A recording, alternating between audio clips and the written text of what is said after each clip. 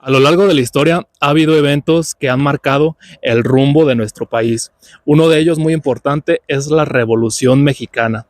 Y el día de hoy queremos platicar de la relevancia que tuvieron los charros en este evento y sobre todo la historia de un caudillo muy interesante y muy relevante. Así que arre con el video.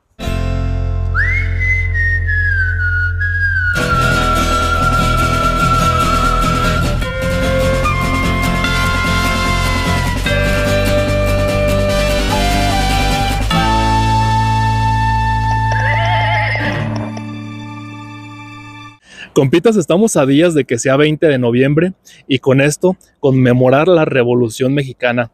Es por eso que el día de hoy queremos hacer un video de esos que nos gusta hablando de la historia y vamos a tocar este tema, aparte de la relevancia que tuvieron los charros en este movimiento, así como los caballos. Pero antes de pasar como tal a lo que es el tema, hay un dato muy interesante que me encontré para haciendo la investigación para este video y aquí se los quiero compartir.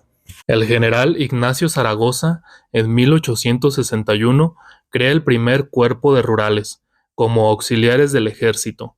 Eran jinetes muy experimentados y estaban uniformados con trajes charros de color gris, armados con machetes, reata, pistola, carabina de montar y una larga lanza. Como les comentaba, este hecho pues se dio unos pocos años antes de que como tal empezara el movimiento de revolución. Sin embargo, se me hizo interesante y se los quería compartir. Ahora, vamos directamente a lo que es el movimiento de revolución. Que si eras de los que se saltaba las clases de historia, bueno, aquí te va un poquito el contexto y a resumidas cuentas lo que fue este movimiento aquí en México. En 1910 inicia un conflicto armado conocido como Revolución Mexicana, como consecuencia del descontento hacia la dictadura de Porfirio Díaz, quien estuvo en el poder más de 30 años. Las principales causas de la revolución fueron la desigualdad social y la concentración de la riqueza, despojo de tierras a los campesinos, sobreexplotación y buscar libertad política. Pues así es, compitas, este movimiento surge para luchar en contra de la desigualdad social y la mejor repartición de la riqueza del país. Sí, digo, no es como que ha cambiado la cosa mucho ahora 2024, ¿verdad? Pero bueno, ya se hacía el intento por mejorar esta situación. Y yo sé que se están preguntando, Aldo, ¿pero qué no íbamos a hablar de la importancia de los charros en este movimiento? Bueno, tranquilo, compita, apenas vamos iniciando el video. Pongámonos en contexto de que en aquel entonces en México de las principales actividades era la agricultura y la ganadería. ¿Y quiénes hacían ese trabajo? Pues sí, exactamente los charros se encargaban del manejo del ganado y doma de los caballos. Ahora también creo que es importante aclarar que pues a lo mejor no veamos al charro como el charro actualmente, el charro deportista, sino que pues eran campesinos que su labor era esa, en los cuales si bien ya estaba establecido el traje de charro, pero en aquel entonces, según el cómo te vestías, era la clase social a la que pertenecías o se te categorizaba según la ropa que utilizabas. Sí, ¿verdad? Tampoco es como que ha cambiado mucho actualmente. Así es, compitas. A inicios de los años 1900 ya existía como tal el traje de charro. Sin embargo, pues es de aclarar que no todas las personas tenían acceso a él. Las clases más pobres, más humildes, pues utilizaban esos característicos trajes de manta y ya a lo mejor los de clase media, pues sí podían tener o con qué comprar un traje de charro. Y es aquí donde quisiera pasar a un caudillo emblemático, muy característico del charro mexicano, que es el general Emiliano Zapata. Emiliano Zapata nació un 8 de agosto de 1879 en Anenecuilco, Morelos. Los Zapata eran campesinos de clase media, propietarios de una pequeña finca con una casa de piedra y adobe. Rentaban algunas parcelas para poder trabajar. En su niñez, Emiliano fue testigo del despojo de tierra a los campesinos. Debido a estas injusticias, fue que se convirtió en líder de un poderoso movimiento agrario. Zapata en sus 30, ya siendo un importante general de la revolución, y uno aquí humildemente haciendo videos, ¿verdad? Pero bueno, te hemos fallado, Zapata.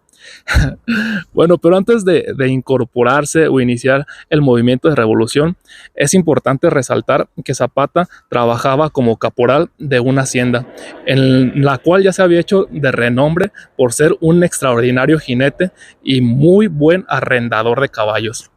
Zapata fue conocido como el líder campesino que luchó por una reforma agraria radical para México.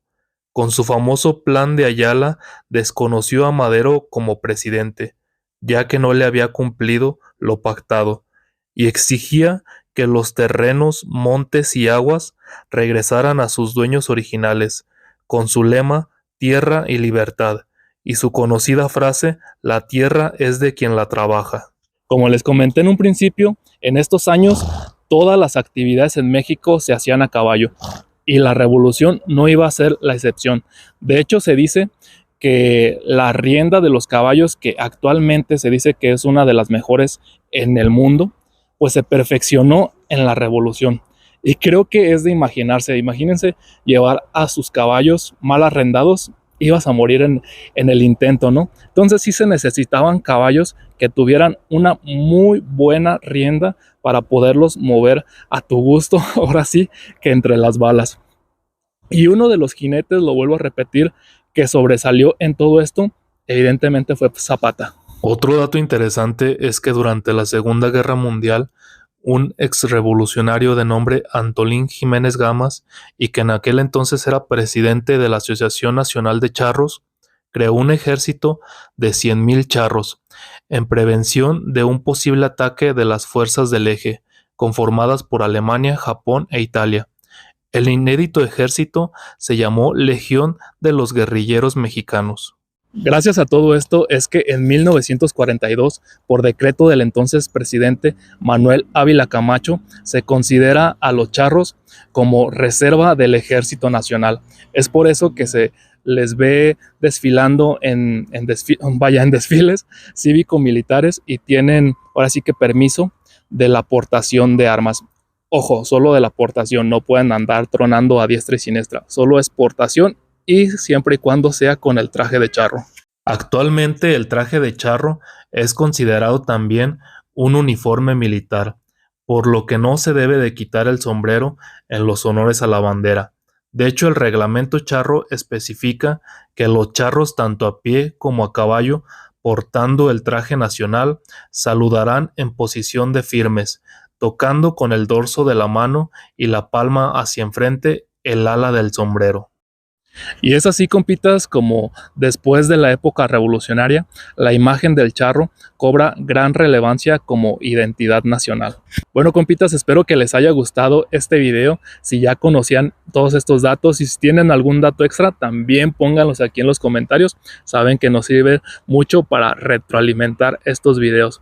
Pues yo soy Aldo, un gusto haber hecho este video y pues nos vemos en el siguiente. Buenas cabalgatas para todos.